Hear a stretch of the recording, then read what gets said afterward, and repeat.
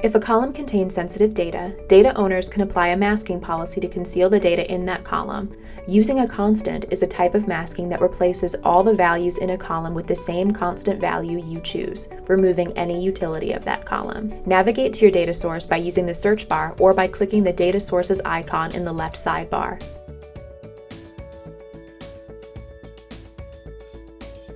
Then click the Policies tab. On this page, click Add Policy in the Policy Builder and then select Mask in the first drop-down menu. In the next drop-down menu, you can select a type of masking. In this case, select Using a Constant. In the next field, enter your desired constant that will replace the value in the masked column. Then select the column you would like to mask in the next drop-down menu. Next, choose the condition for or where, which will drive the policy. If you choose for, use the subsequent drop-down menus to continue the condition. If you choose where, enter your custom SQL clause in the field. When you place your cursor here, a tooltip appears that details valid input and column names in your data source.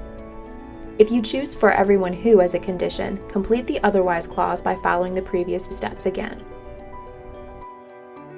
To finish your policy, click Create and then click Save Changes. Now your policy will be dynamically enforced as users access your data source for research and analysis.